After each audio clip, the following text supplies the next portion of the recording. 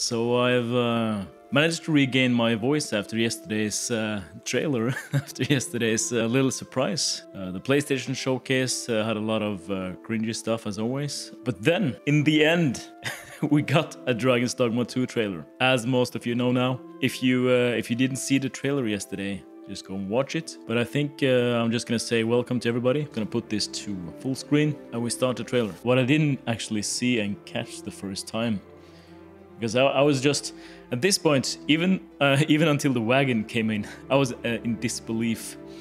And what we see right here is that you can actually, it looks like you can mount a griffin. So that's that's confirmed. Probably a cutscene here, but how cool would that be? If you could mount some other animals, that would be sick. That would be crazy if you can actually do that. And when you see this wagon, I was also, at this point, I was also in disbelief, so I was like, okay, this is probably some other game. Then I saw the Capcom logo, and you see this wagon, and if you're a Dragon's Dogma fan, there's only one thing you think about. When you, when you see a wagon, you get post-traumatic stress from that first quest. So, we all know about Ox. I just hope we don't have another Ox quest. This looks like a quest or something to, hold on. Looks like it's, let's go back there a little bit. It looks like there's a party of soldiers. This is also, of course, a cutscene, but and they're traveling to in this area that looks like Grancis, and they're traveling on their way to Blue Moon Tower. So first up, we see this character, this female character. This looks like, to me, like the female Rook. just gives me that, you know, your first pawn vibe from this character here. Yeah, my bad. So this character could be your main pawn, right? Looks more generic. And in this short little clip here, before we get to that other Beastman, you see the races. You see this race here. You see the Beastman race that they actually showed in the first game, in the idea and the concept for the first game. Let's see if I can find this. Yeah. So this one. This is the picture. So this is the concept art for the classes that they wanted to add in Dragon's Dogma, in the first Dragon's Dogma game. And here you see the Beastman. Here you see the Beast race. And you see some other races. You see some spy assassin over here. And you see some lady over here, looks like Asian origin. Back here, this could be an elf. You can see some, I think is that elf Eros? Yeah. You have an elf race here as well. You need only believe in your own destiny arisen. So the first thing I thought about when I saw this was Salvation. Could be a change to the Salvation faction. This is maybe the new, what is he called? It's not called Ballsack. What is that other guy called? This clip is really cool.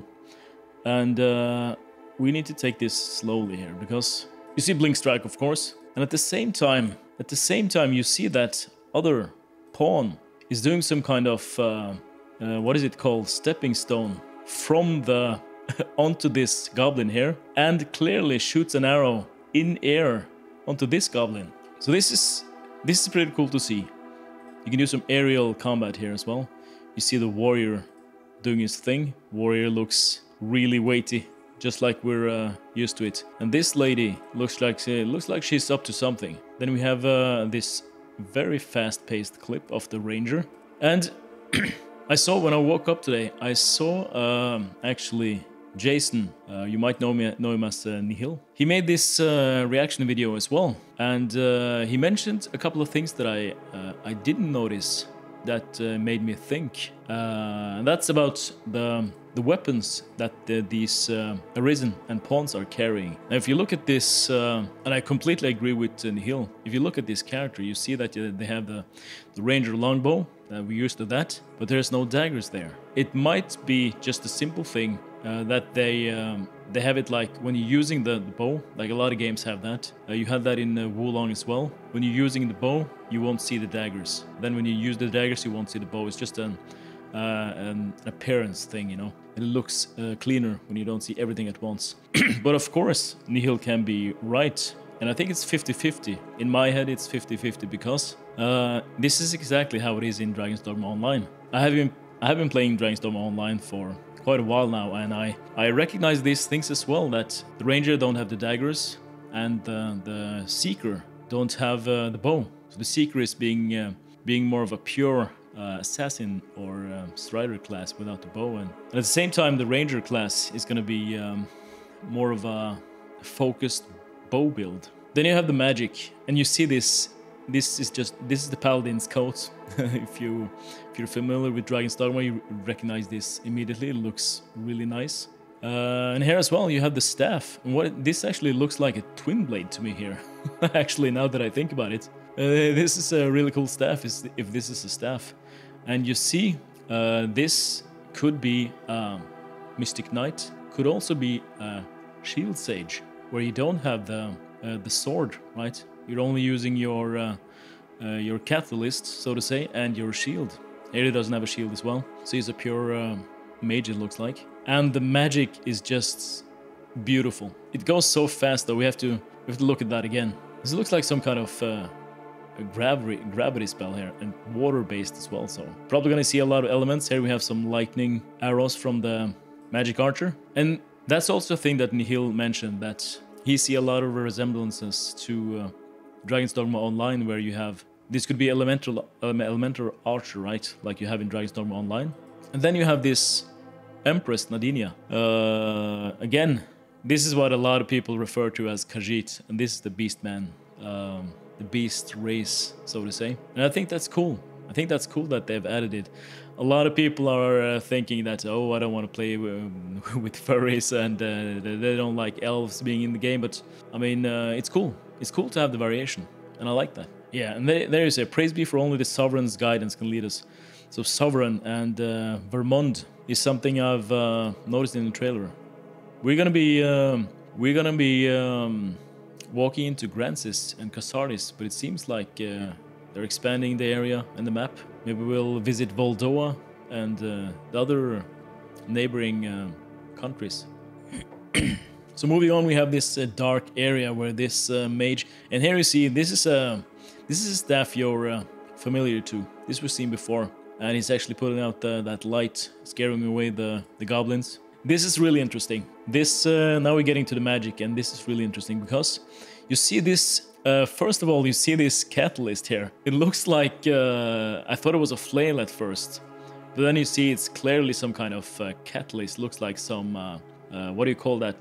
Those torch things that you can carry that hangs instead of being hauled up straight. Or it looks like some some kind of catalyst, but it looks really strange. So there's definitely some new weapon classes, and that's really cool to see.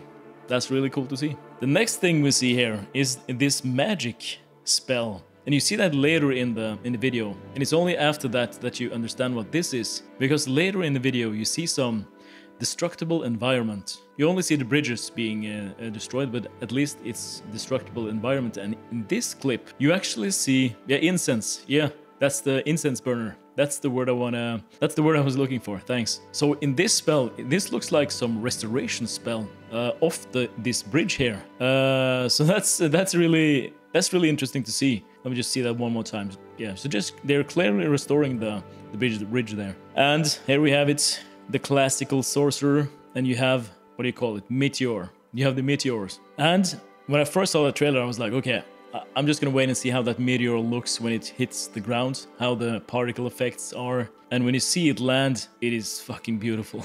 Look at that. The magic is gonna be so polished and improved. I can't wait to see more of the magic.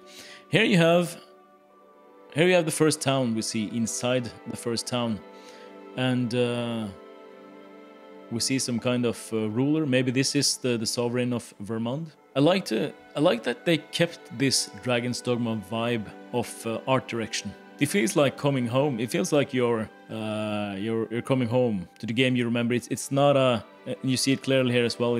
It is not at all some next-gen game. They just put in the Dragon's Dogma story into that game. You know, they are using the RE engine, so we know it's going to be looking incredible, and the graphical fidelity is going to be amazing. There's a nice little shot of a tavern here. And when I saw Grigori, I didn't know this was Grigori until I heard his voice later. And you hear that it's our guy, he's back doing the voice again. So the question that a lot of people is asking then when we see Grigori is that, and hear him, is this a prequel or is this a sequel or maybe an alternate version, maybe another Arisen before or after our Arisen in the first game? So that is something that I don't really know until I see more gameplay footage and more of the one thing that would help us tell if it's a prequel is if some of the buildings are not there, maybe, you know. And here you see the classical Dragon's Dogma combat, where you're actually clinging onto this griffin and fighting in air. Looks like some kind of strider class. At first, when I saw this, I thought, is this a remaster? Because it could look like a remaster because it's so true to the art direction that it's looking like a remaster a lot of times. But then again, you look closer and you see the RE engine in play here. It's clear to see it. You can't just put some mods and tweak the graphics to get it look like this. So it's looking really good. And here you see the bridge, of course, collapsing. And another thing you see here, and you don't really think about it because this bridge is collapsing and you're focusing on this Cyclops there. But you see this bull or ox there. What is this? What is it doing here? It looks like some kind of some quest, because you have this ox here trying to get over the bridge, right? Again, getting some post-traumatic stress after the ox cart quest. So maybe the ox is back. Maybe they actually want to stay true to that painful, or I mean that quest could be really memorable, and it is memorable for most Dragon's Dogma fans because it's so long and you cannot skip it. Even speedrunners cannot skip this, and it's half the speedrun basically, that ox cart quest. So yeah, maybe the ox is back. And here, this is a really cool clip here. For me, this could look like a cutscene, because they're moving in a very strange way. And it looks like, of course, you can interact with your pawn there, which is really cool. But it looks like a cutscene to me. And if it's not a cutscene, it's really cool if you can do emotes like that and interact with your pawn to a higher degree. Because talking about pawns, we can get a little bit into what I thought about when seeing in the official Dragon's Dogma 2 webpage that it's only going to be single player. That could mean that they're focusing now on the single player experience, and they're making the interactions with your pawns offline a lot more deeper and a lot more and a possibility to interact with them to a higher degree like this. That could be really cool. I love a single player game. I love that. If they don't have online, I would not be mad if they integrated the pawn system and improved the AI and made it easier to make interactions with your pawn and tell them what to do right properly, so they're not in the way. Then I'm all up for it. But I also think that even though they haven't shown multiplayer gameplay, I think and I hope it will be possible to control your own pawn in another world. That is what I hope. So we'll see what we'll get in the future. There's probably going to be some more news very soon, because this, as they say here, this is the first trailer. So we can expect a lot of cool stuff very soon. But this looks really good. It looks really good. And then you have, this looks like they are trying to get into the rift to summon some pawn, maybe. It's a really cool animation.